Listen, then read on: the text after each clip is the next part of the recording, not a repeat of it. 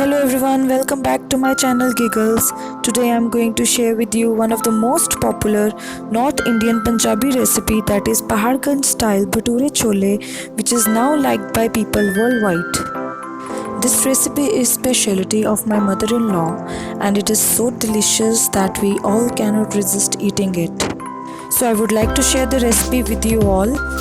For the bhature, the ingredients are red chili powder, ajwain, baking soda, namak, sugar, curd, coriander leaves, atta, half katori suji and 1 katori maida.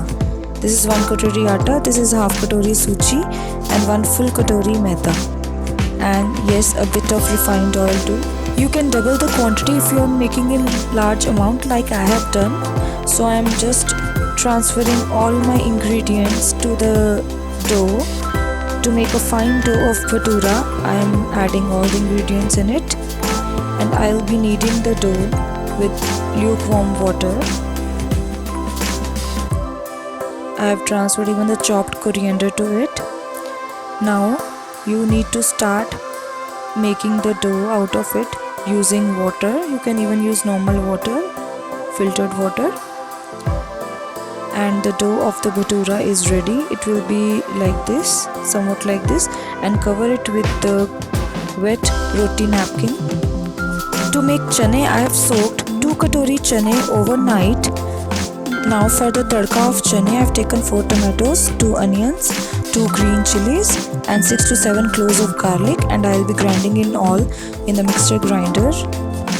And the dry spices, dalchini, 2 moti ilaichi and 6 to 7 cloves of long. Now cut the onions and the tomatoes into bigger pieces to be grinded in the mixer grinder.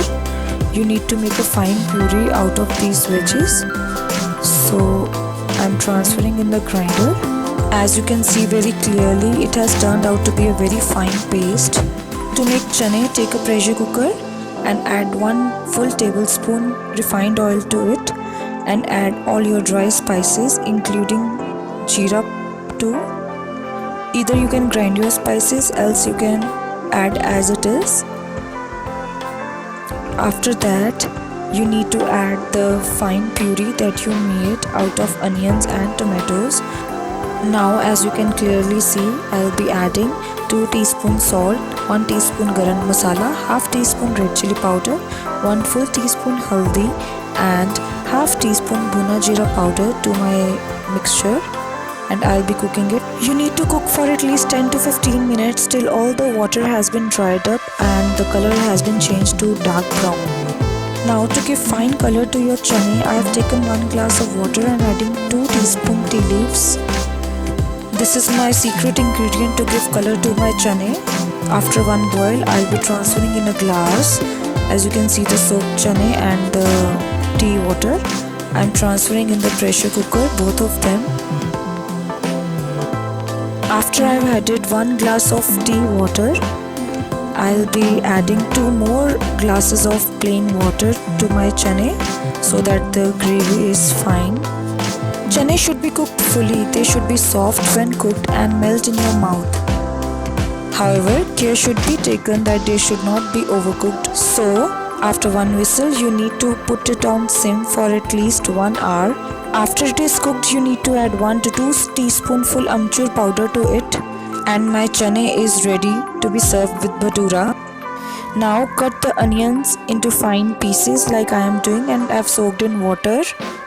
While serving, what you have to do is add aam ka achar masala to your onion mixture with 1 teaspoon salt to it.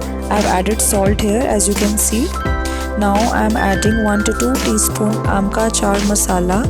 You need to add just the masala to your onions, so it will give a very tangy taste with your bhatura chana. Now just mix it thoroughly. This mixture is a must-have side for your chana bhatura.